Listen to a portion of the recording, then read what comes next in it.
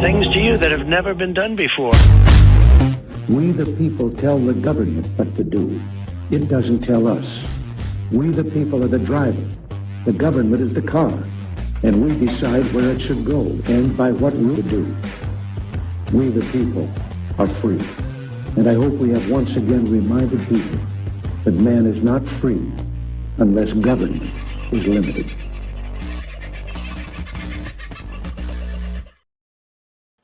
How prophetic were those words from Ronald Reagan, hey?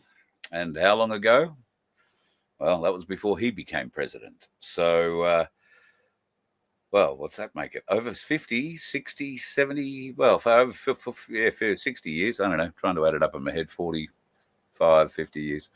Anyway, it doesn't really matter. The fact of the matter is when he said it, no truer words were spoken at the time, and I don't think too many people understood the threat that we were all facing. I'm sure we do now.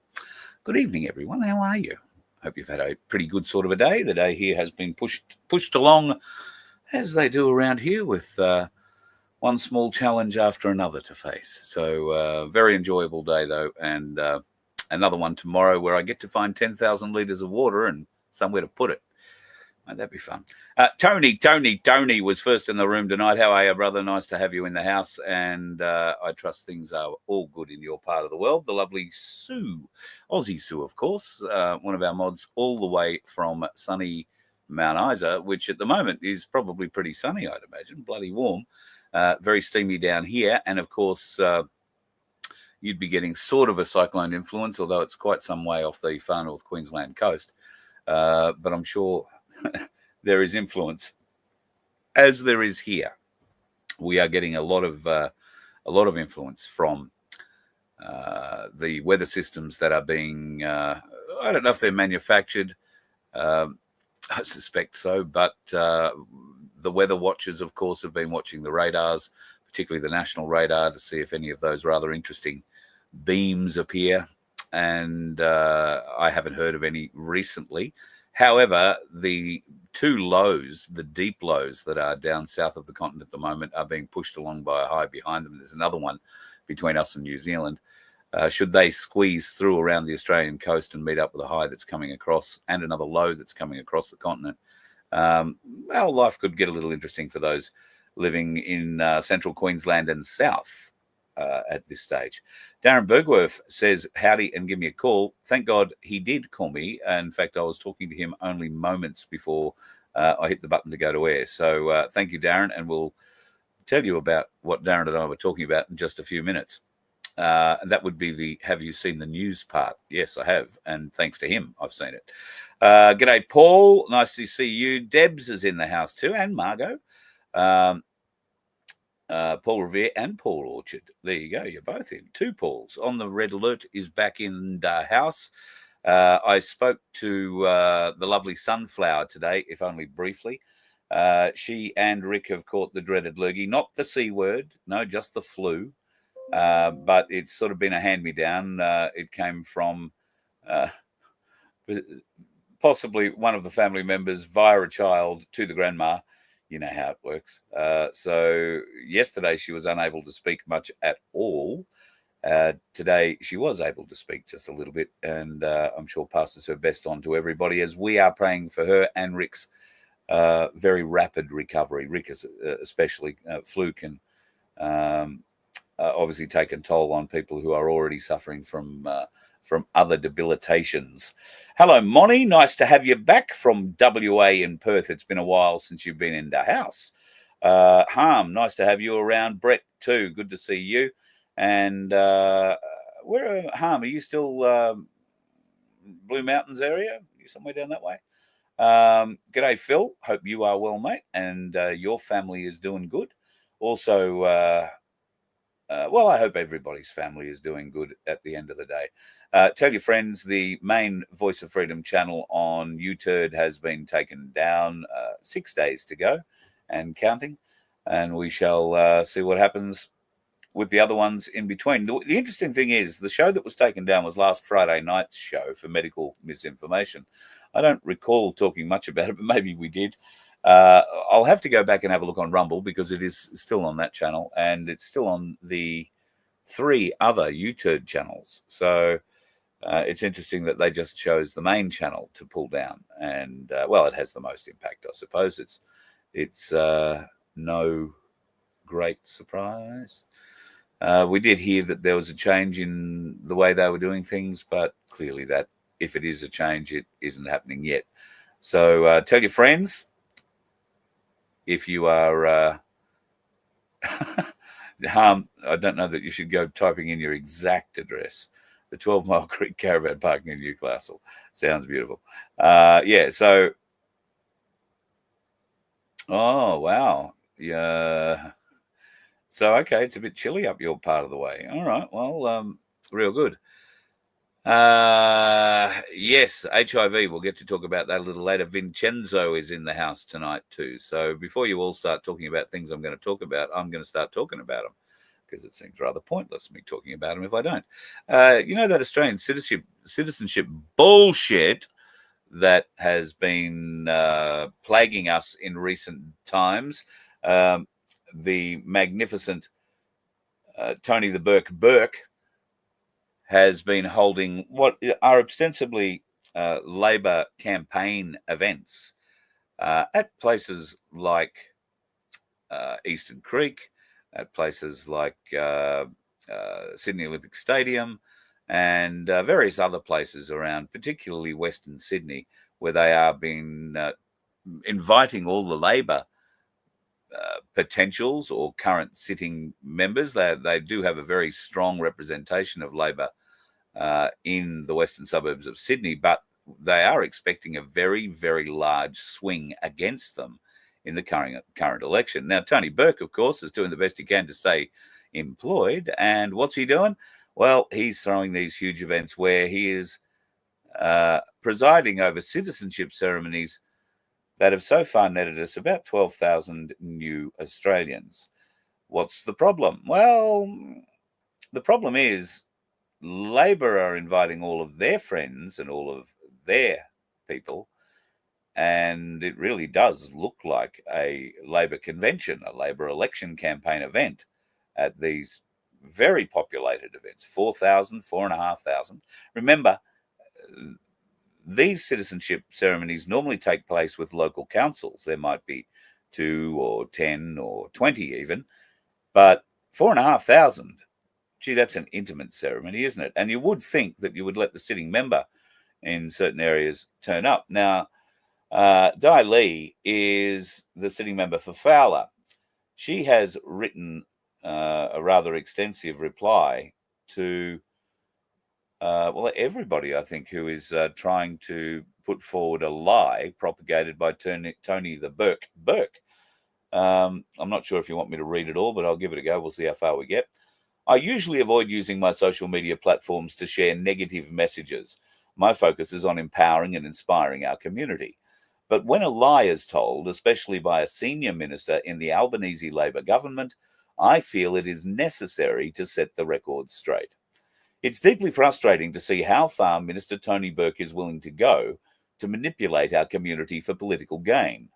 Recently, he embarked on a vote-grabbing spree, bringing around 12,000 new Australians to Homebush for an introduction ceremony. This claim that he invited me, but I boycotted the event, is a flat-out lie. The truth is, I was never invited to the event. The invitation was extended to the Mayor of Fairfield, and as per standard protocol, it wasn't transferable. So how could I have boycotted something I wasn't even invited to? In a recent article in The Telegraph, Minister Burke falsely claimed that he invited me to the Homebush ceremony. This simply isn't true. When I saw him at the Liverpool City Council citizenship ceremony, all he mentioned was that he'd be attending ceremonies for the next few weeks. There was no invitation to the Homebush ceremony, and for him to now claim otherwise is an outright lie. I feel for the new citizens who had their important day turned into a political campaign event by the minister. They missed out on the opportunity to become citizens of this country in a local ceremony, surrounded by the people they love. Instead, they were used as political pawns, all because the minister chose to put the interests of his election campaign above the significance of this moment for them. I was invited to the Liverpool ceremony by Mayor Ned Mannoun. in my capacity as the local MP for Fowler. In all my years serving as a councillor and now as an independent MP, I have never seen a minister attend one of our local citizenship ceremonies. Yet, Minister Burke chose to turn the Homebush event into a political spectacle, featuring Labor MPs from Western Sydney, where they're expecting a swing against them, front and centre. For the Labor government to politicise something as important and meaningful as a citizenship ceremony, say that 3 times fast, is appalling. It lowers my respect for politicians when a minister, one of the longest serving and highest ranking members in Parliament, is caught outright lying to our own community to grab votes. This is politics at its absolute lowest, using new citizens as political pawns in a desperate attempt to cling to power. She's attached the article from the Telegraph to read, but you can see the minister was spreading lies. The people of Fowler deserve better. They deserve honesty, integrity, and true representation. She'll continue to fight for them regardless of the games being played by the major parties. Bully for her. Now, I know Sky News have been pushing this, and so they should, not just because they're a bit on the right. They're a bit weird on the right, I've got to say, but they're a bit on the right. This is a significant issue in Australian politics. And are we going to let Labor get away with it? Well, if our current form is anything to go by, yep, that's exactly what we're going to let them do. 100% let them get away with it. Well, that has to stop. Absolutely has to friggin' stop. And I hope it stops sooner rather than later. It's going to take a lot of people to stand up and say no to this kind of crap. How do you say no? How do you fight back in an electorate that has now been filled full of brainwashed Labor immigrants? I don't know. But there are signs that things are changing in the world, and that gives me hope that things can change here. The thing that Darren Bergworth was ringing to make sure that I caught wind of, and thankfully through him, he managed to post up the press conference concerned, is a press conference from the president of Venezuela. Now, this is only very recent, happened in the last couple of hours. Now, in this press conference, you're going to need to read the subtitles on it, and you're probably going to need to get up close to your TV to do it. I've only just downloaded this and watched it once myself. There are 2 layers of translation underneath it. Don't know why. So whoever did this had their translator on as well, and it makes it difficult to follow. So bear with me. But what the Venezuelan president is essentially saying is that he has surrendered to President Trump. He has forwarded a lot of information about the Biden administration and the way that they encouraged and paid for the worst criminals in Venezuela, Colombia, and other places to come through the southern border. Now, he is also talking about a caravan of people that he claims are good people, that, were trying to do the right thing. And now they are being expunged from America. This is a plea for them to come home, to be welcome home, to come back and have a family reunion. But follow as closely as you can what is being said here by this president, because he's saying an awful lot, and things are, this is a pebble being thrown into the ocean, but the ripples from this are going to be huge. Quiero utilizar la campaña de la administración Biden sobre el tema del tren de Aragua. Yo sobre eso tengo una posición muy clara. Le digo al presidente Donald Trump, con respeto, pida los informes de los últimos 4 años del FBI y la DEA, de las oficinas en Colombia, para que ustedes vean, presidente Trump, quiénes financiaron, quiénes movieron, quiénes dirigieron al famoso tren de Aragua, quiénes lo llevaron a Colombia, quiénes lo llevaron a Estados Unidos.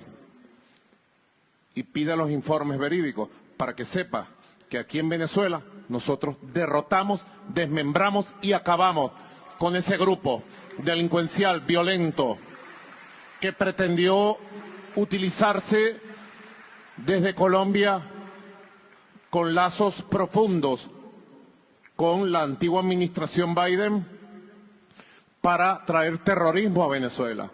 Si algo se puede decir de terrorismo del Tren de Aragua, extinto Tren de Aragua, es que querían atacar con terrorismo las ciudades del país. Y nosotros lo evitamos, mira, con inteligencia, con acción. Presidente Trump, pide esos informes para que usted vea. Se los digo con sinceridad y con respeto, para que usted vea la verdad sobre el famoso Tren de Aragua.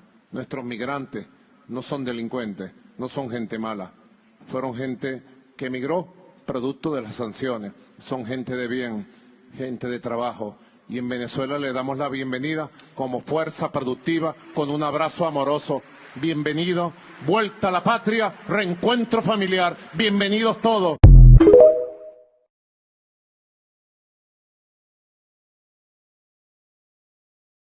Sorry, took myself out of the picture there. So he is urging President Trump to get the FBI and DEA files from their offices in Colombia to look at who financed the criminals coming from Colombia in through Venezuela and then up through that big caravan into America through Mexico. He claims that that Colombian FBI DEA office will have significant records to prove some form of involvement from the Biden administration, whether that be funding it or direct actions advising the kinds of people they wanted to be let out of prison and sent directly to America. It's anybody's guess how many of them actually turned up, but from all accounts, somewhere in the vicinity of 10 to 15 million of them. And at the moment, they're being deported at a rate of about, I think, 5,000 to 7,000 a day. Now, that's only because some of them obviously were very easy to find in the early days. They had maybe some detention centers already filled up along those border regions. But I'm not sure how many raids are happening. I haven't heard anything from the border czar in a little while. He doesn't ring me personally. And I'll have to go looking to find out what's going on there. I have been very focused and waiting, as I'm sure you have too, for the imminent release of the Epstein files. Now, Senator Marsha Blackman, I think her name is from memory, she has, made some fairly strong demands of the FBI and the IRS. She wants the full unredacted Epstein flight logs and surveillance logs released immediately. Owe it to the victims, she says. And I would agree. I would agree very, very much. However, today there have been a lot of whistleblower reports that the Epstein files have somehow disappeared from, or been destroyed, is the quote, from FBI databases and anything else. Really? I mean, really? The new Attorney General, Pam Bondi, only said last Friday that she had them on her desk. May not have been Friday, like one day last week.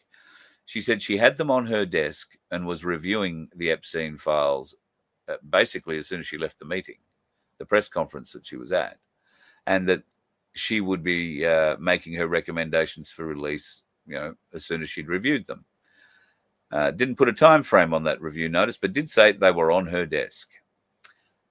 If the news that the FBI files of the Epstein saga, the flight logs, the surveillance, everything else, have in fact disappeared from all FBI databases, somehow the hard copy that was sitting on her desk, assumedly it was a hard copy sitting on her desk that she could review, because otherwise she'd be referring to her computer maybe, and I'm sure she has a laptop, she'd be taking that with her so she could review it.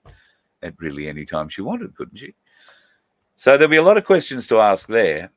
But for the new appointees, FBI Director Kash Patel and his number 2, Dan Bongino, this poses a huge, huge problem.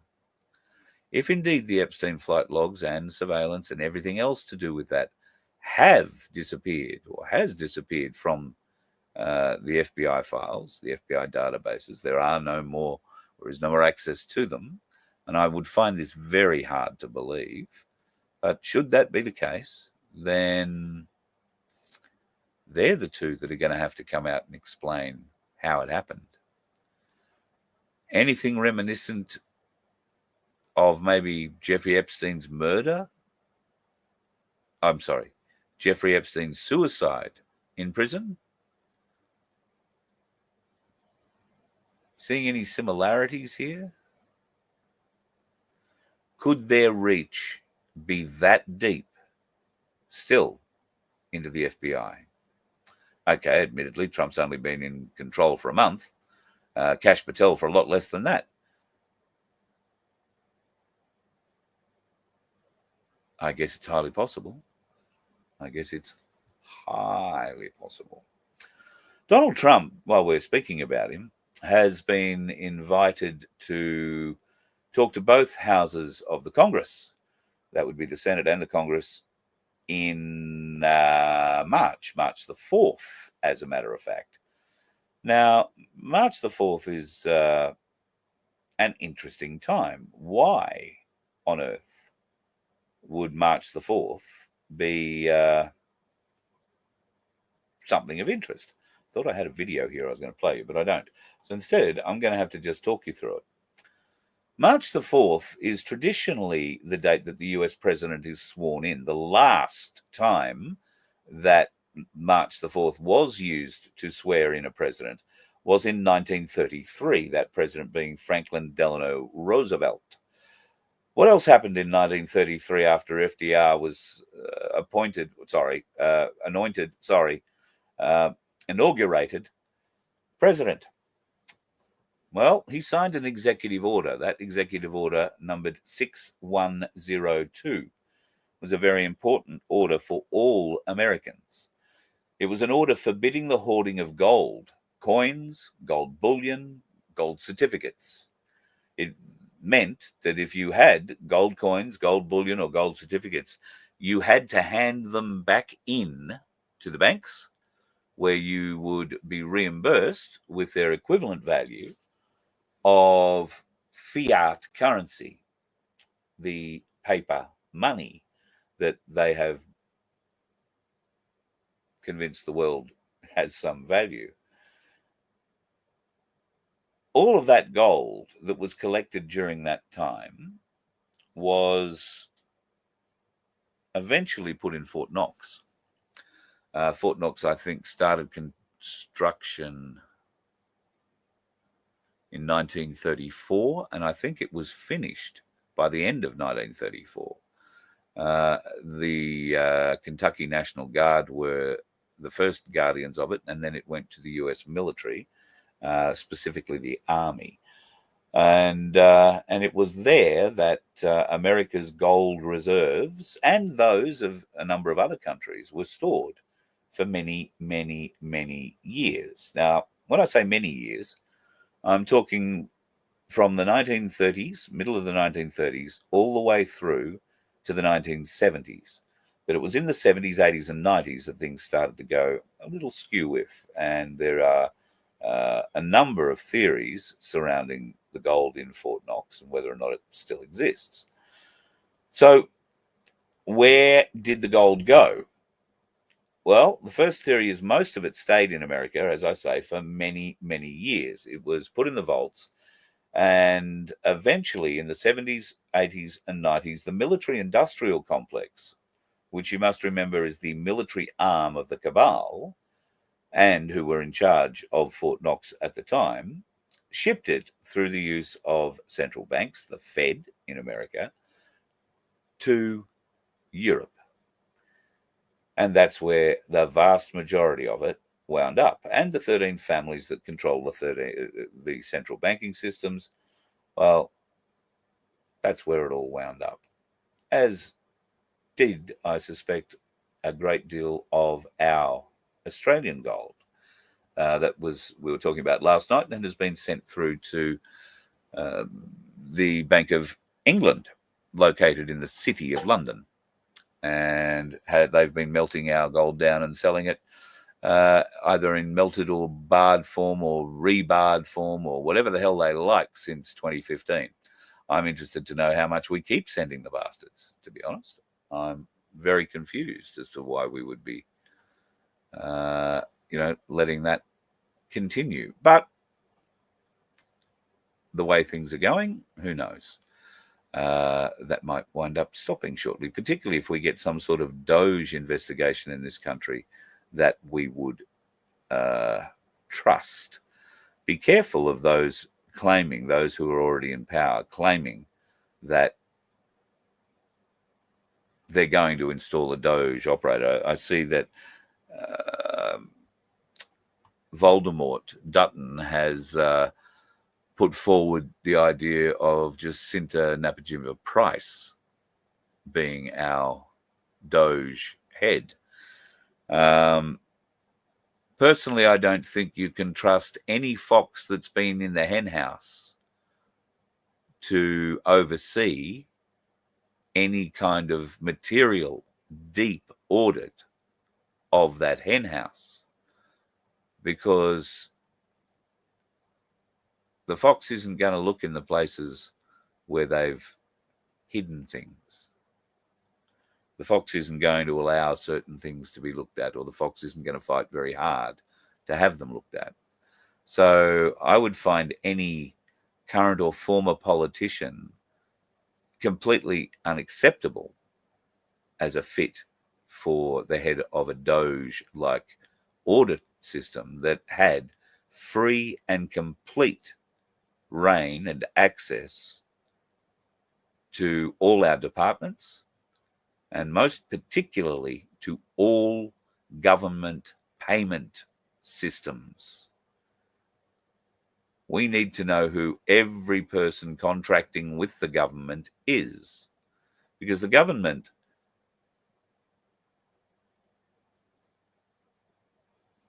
I won't say that, get myself in a bit of trouble if I say that.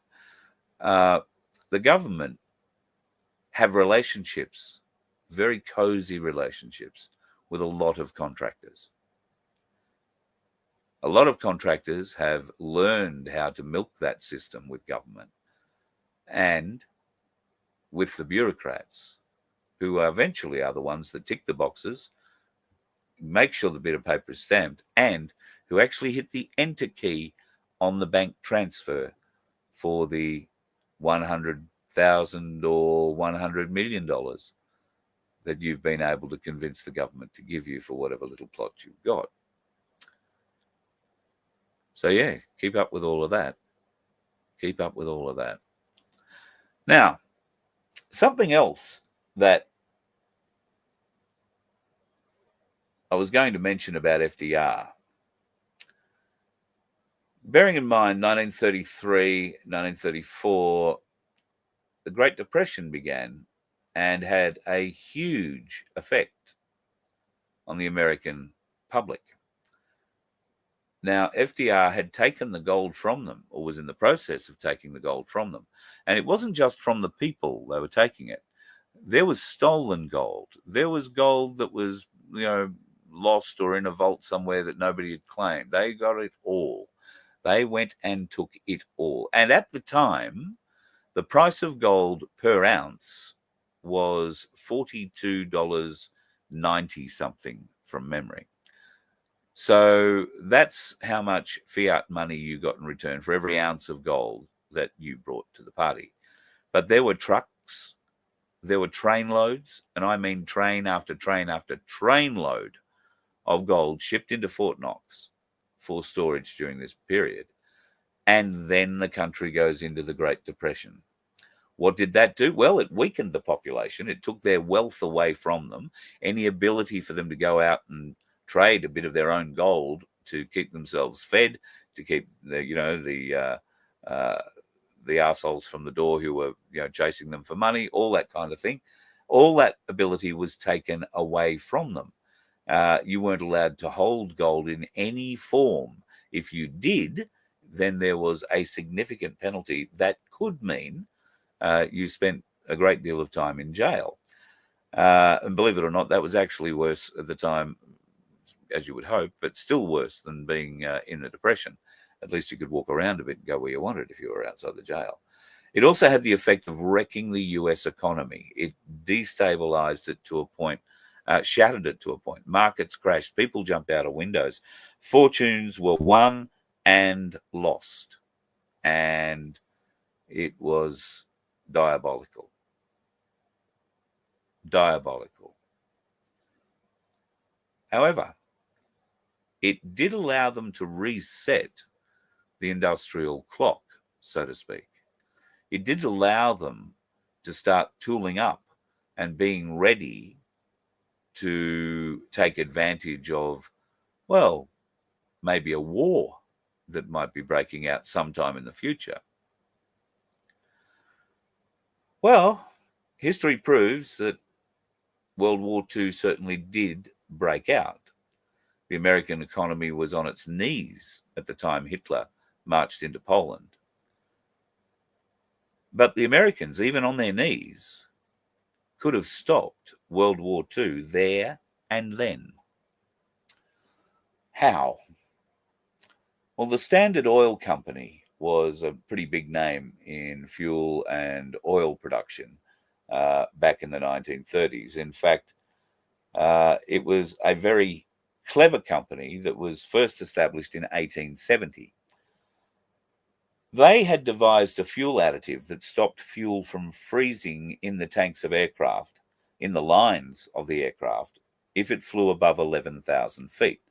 Obviously, the higher up you go, the colder it is outside, and frozen fuel while you're flying a plane load full of bombs is not necessarily a great idea. The German Luftwaffe would never have been able to fly to England and bomb England or London during the Blitz had they not had a fuel additive that was only produced by the Standard Oil Company in the good old US of A.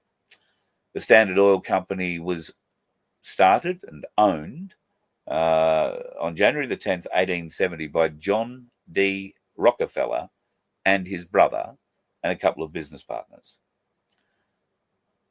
The Standard Oil Company could have refused to supply that additive to Germany and their Air Force would have been grounded. But then there was another American company who played arguably a more significant role in propagating the war. And had they refused to supply parts, then it would have been very difficult for Hitler to go anywhere.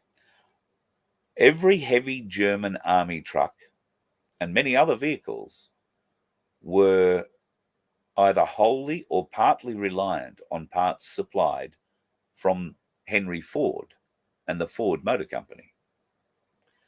Henry Ford became a billionaire while people died all over Europe. Those two people could have stopped World War II. Instead, they profited from it and helped push the military-industrial complex onto much greater aspects, much greater triumphs, much greater lies, much greater deceit. And they've been very, very clever at it. So when FDR removed gold from the people, he also removed gold as the standard backed by the US dollar and played around with it a little bit. All that gold supposedly still in Fort Knox. Well, we'll find out next week, I believe. They're going into Fort Knox. So we'll see what happens. But what's all this got to do with March the 4th? Well, if you follow the significance of numerology, if you follow some of the Q drops that have been rehashed recently, but have certainly been out for a number of years, there is nothing really terribly new to what's going on here.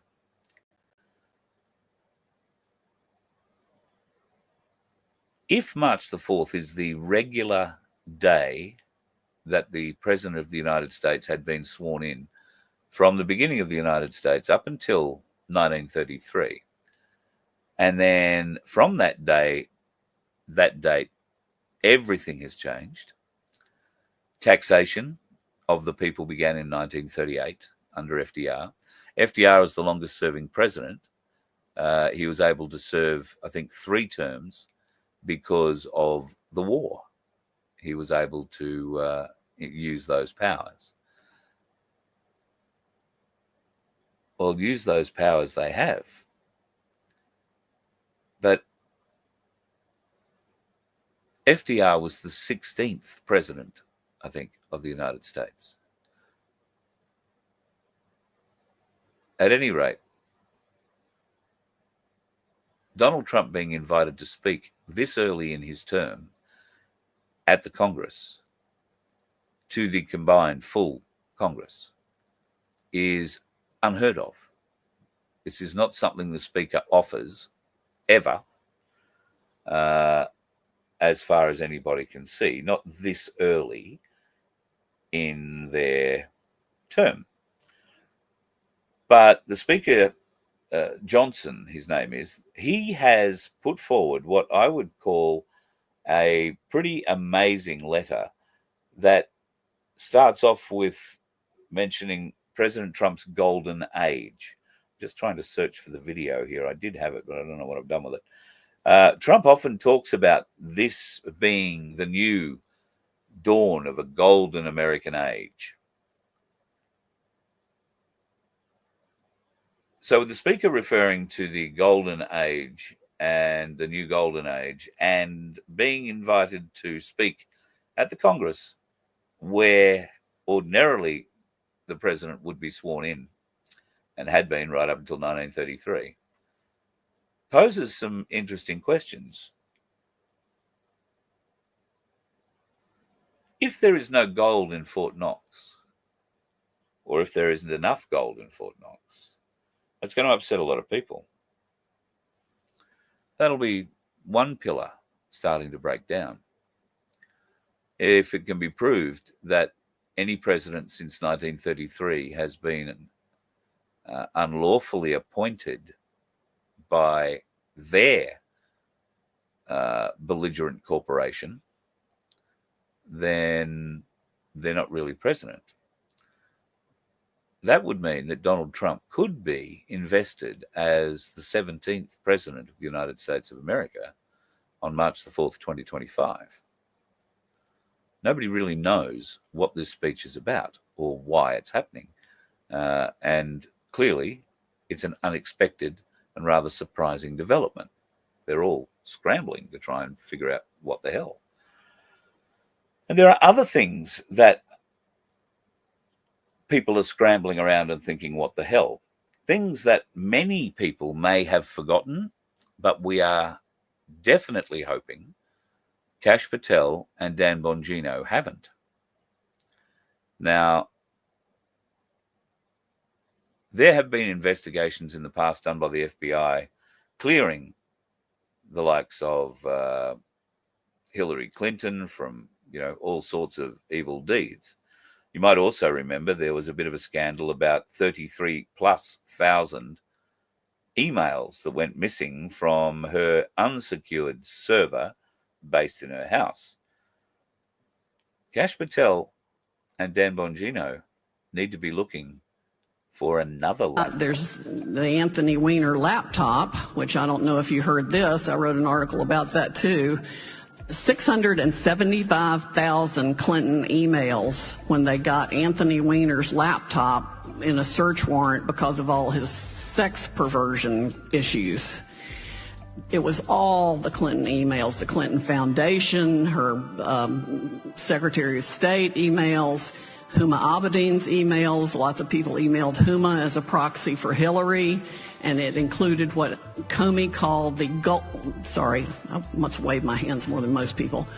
the the golden emails because they were the BlackBerry backup emails that they were supposedly just looking for everywhere very diligently.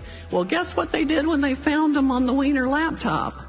They got a search warrant for things that didn't include the BlackBerry backup email.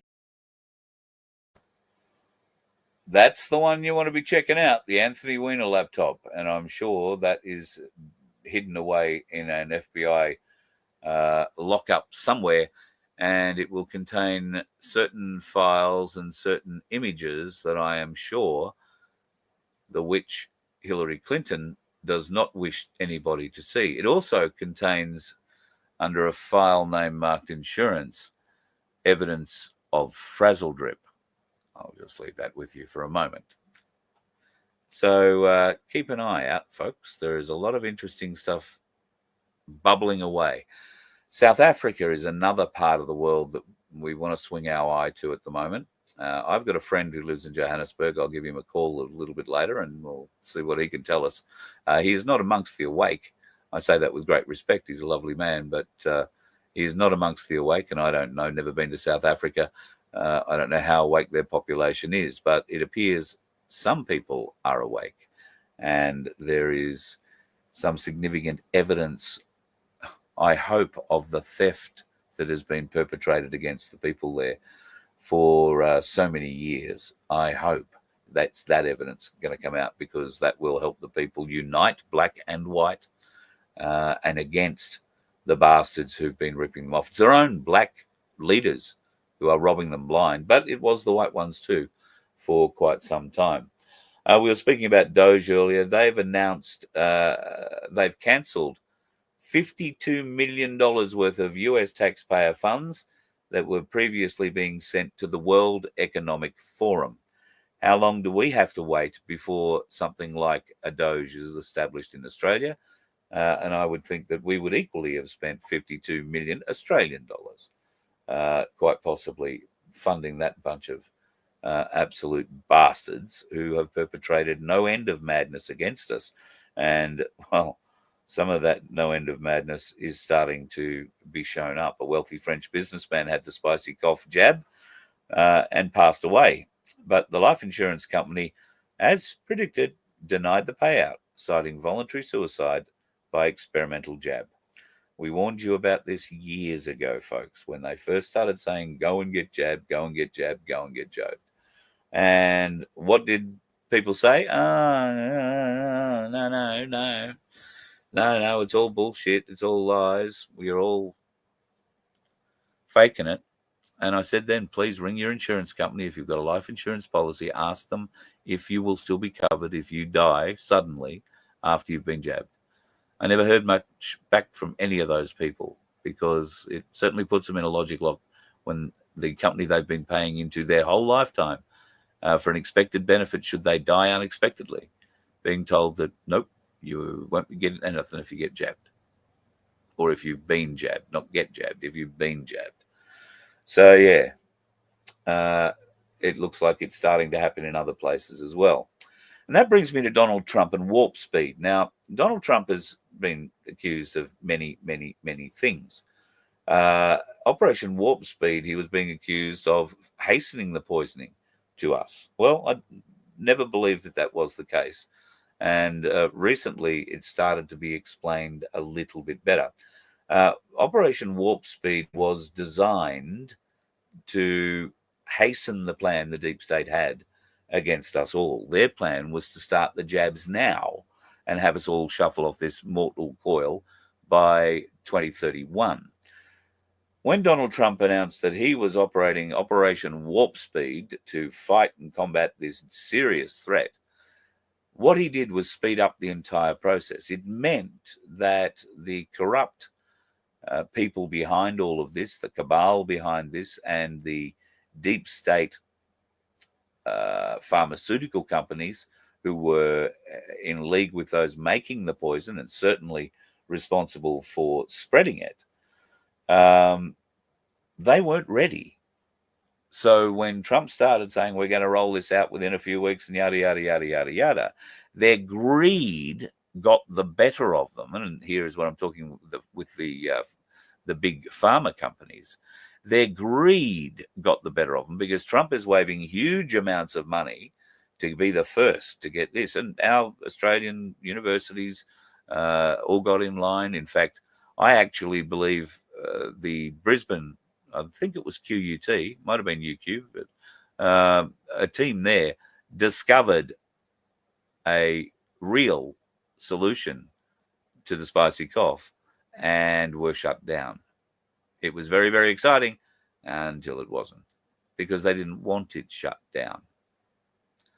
I'd love to get a whistleblower out of that cohort of scientists who were involved in that project and tell us the real truth of what happened there, because I'm led to believe that Australian scientists were the people who came up with the solution to the spicy cough, and they were defunded because of it.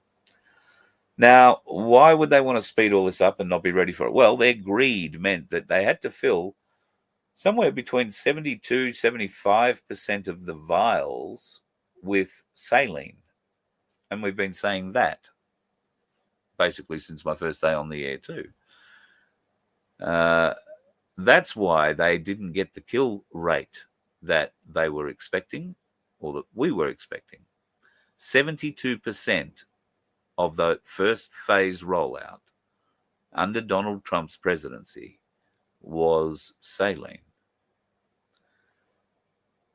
What happened in shot 2, 3, 4, 5, 6, and whatever they're up to now is anybody's guess, but you can be guaranteed it wasn't saline. By then, the pharmaceutical companies would have caught up and been in a position to fill the vials full of anything they like. And the sad and particularly ugly thing about what they're filling up the vials with is now that's being discovered. A 50 micron elongated body is that appears to be a sharp, mysterious presence in the Pfizer jab.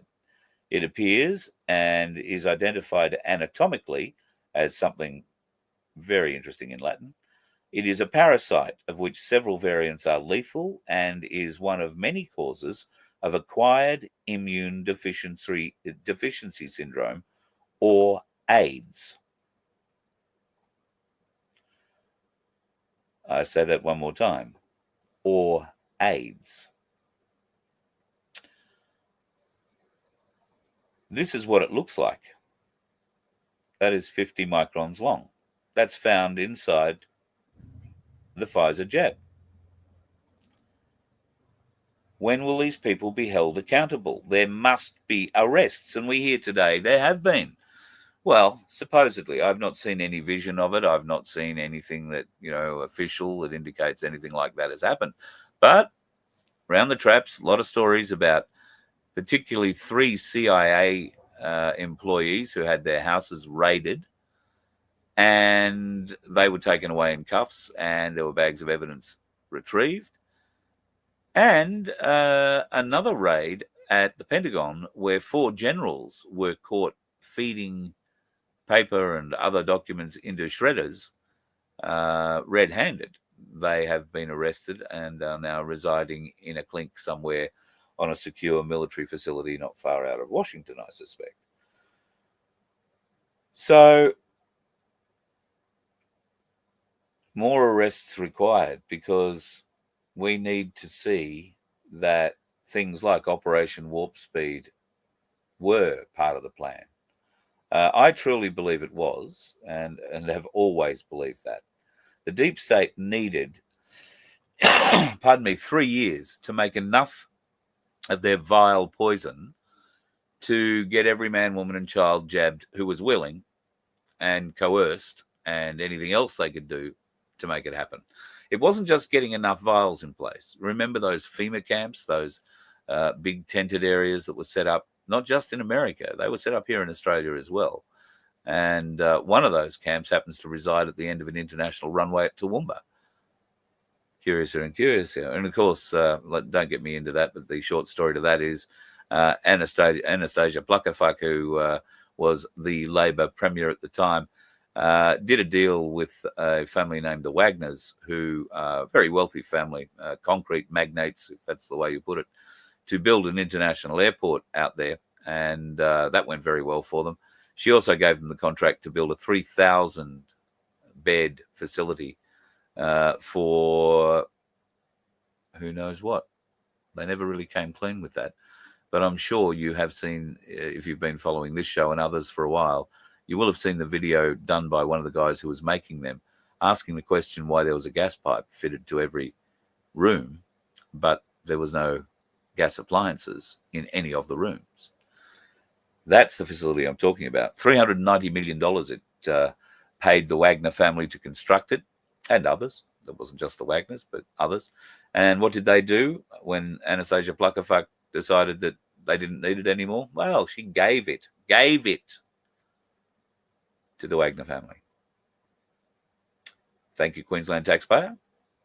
She didn't mind, though. She's, I don't know if she still is, but at the time she was hooked up with somebody who was very close to, I think, a brother-in-law, sister-in-law, brother, sister, uncle, auntie, whatever the hell they call them these days. Somebody within the Wagner family. So she was very tight. But nobody seems to be asking questions of that yet. We are looking forward to that actually happening. So Warp Speed, yeah, I think flipped the game. It made the greed of the big pharma companies particularly evident, and that's why they had to fulfill Trump's time frame, and Trump didn't care. He was banking on the fact they would need to fill most of the vials with saline, at least for the first round. But we'll see what happens after that. Look, I've got 5 minutes left. I still have a lot of things I was going to talk about tonight, including some new analysis of the Christchurch mosque attack, new video analysis, which I won't show you because it is quite graphic. But interesting. It raises a lot of potential charges. Charges like conspiracy to commit fraud, misuse of power, obstruction of justice, deception and dishonesty charges, human rights violations, and treason. And those people who could be targeted with those sorts of charges include government officials, law enforcement, intelligence agencies, mainstream media who propagated the lies, and individuals who knowingly participated in creating and disseminating and perpetuating a false narrative. I can tell you it's going to get very interesting, and New Zealand are fighting the fight hard over there. God love them. And they too are aware of the acquired immune deficiency syndrome that is now raising its head in many of the jabbed around the country. There is a lot of evidence. There are a number of studies now indicating that there is significant risks to anybody who's been jabbed. And for YouTube to take me down for saying that to you is just another indication, and they will, because I've still got 3 channels up there running, for them to deny this truth. It just astounds me that they feel they can get away with it. They feel they're that well protected. The day will come where they and their algorithms will be made to answer, I think. Are you guys still going out and eating fast food at all? I don't know how many people these days do go out and go and have McDonald's or what else is there? Big Mac, the Hungry Jack's or Pizza Hut in particular. If you are still going in to get your regular junior cheeseburger or whatever it is, you might want to ask, can I have a toxic compound with that, please?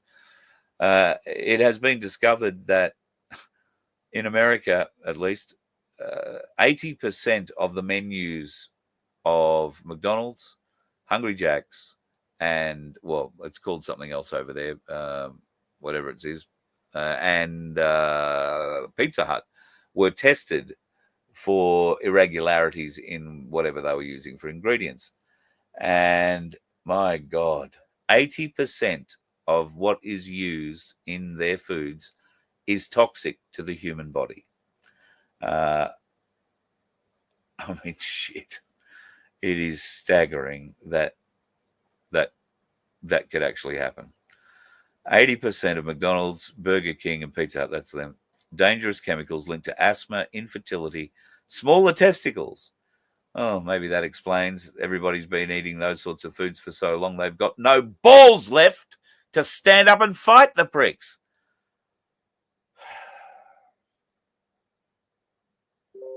Look, I can't make you stand up and fight. It's not about making you stand up and do anything. It's about making sure you do something.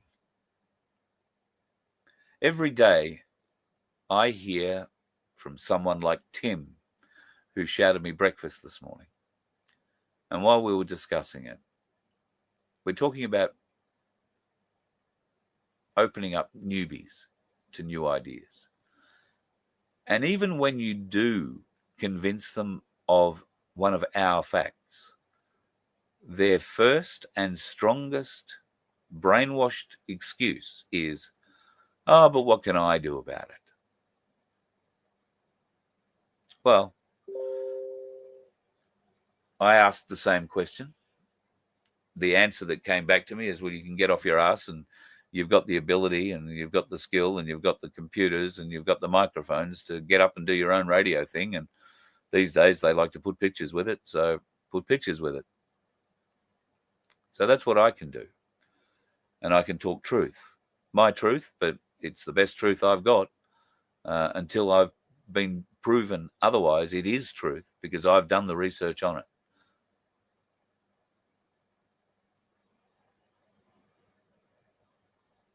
But I've got to tell you, it's not easy. It's not easy. Not for the faint-hearted.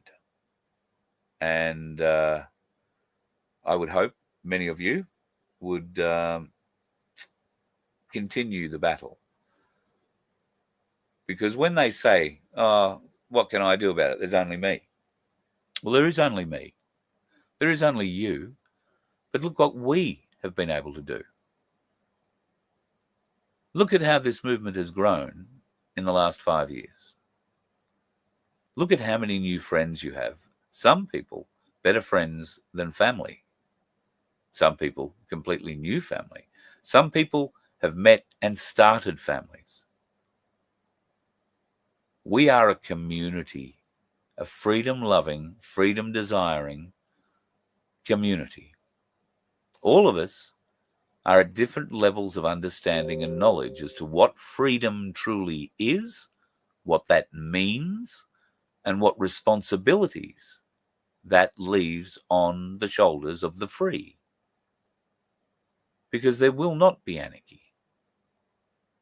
That's not what freedom is.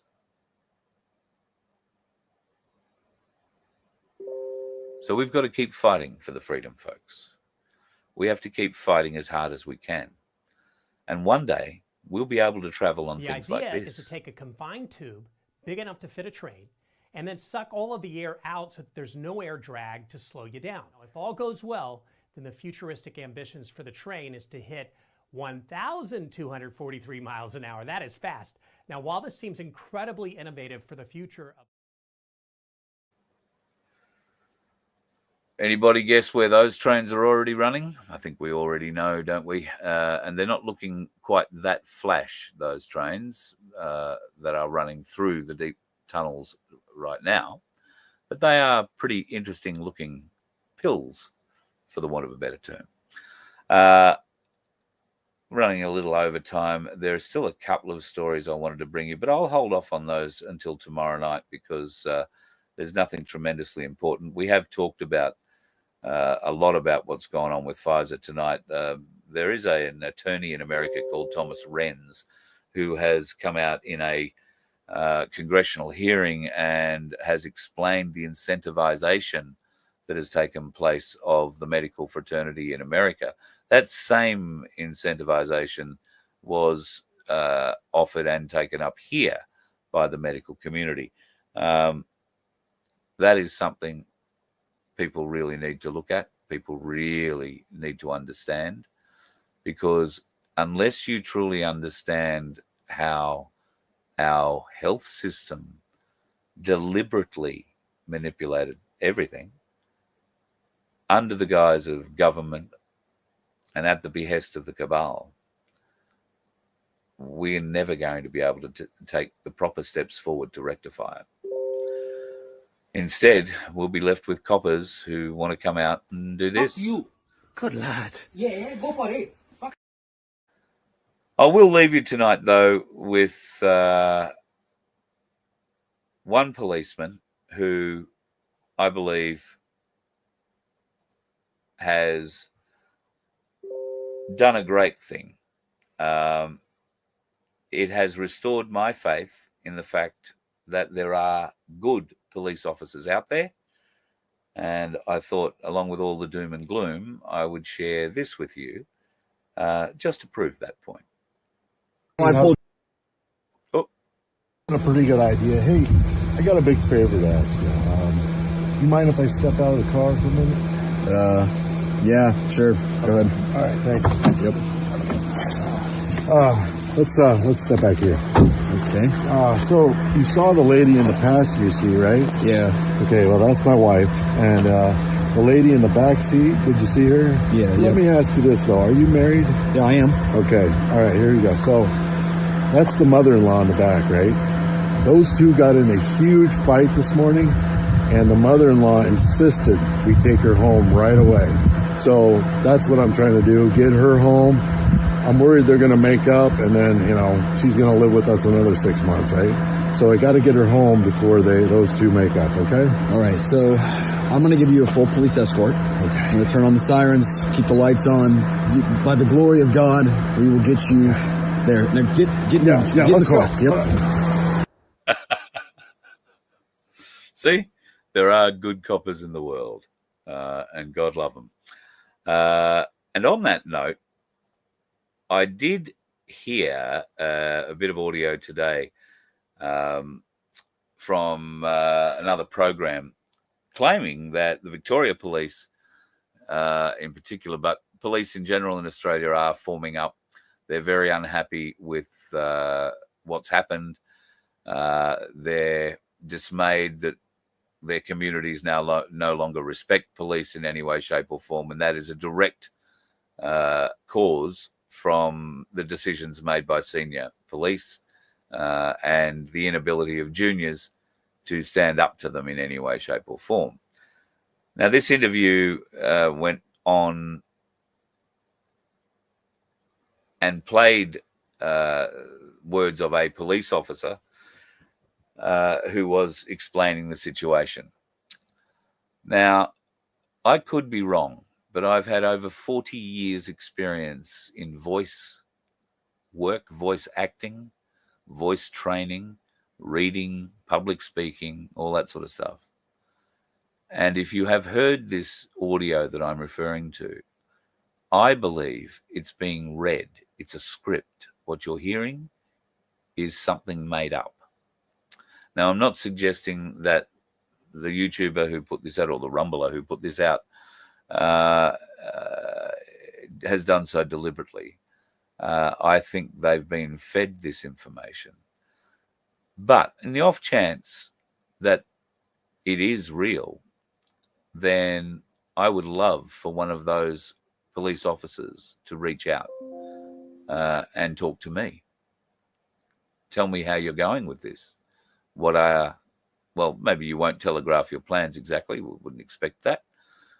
But if there is indeed a disgruntled enforcement arm ready to stand up and act with honor for the people, then I'd like to hear about it from an Australian-based show before I hear about all of this coming from an American one.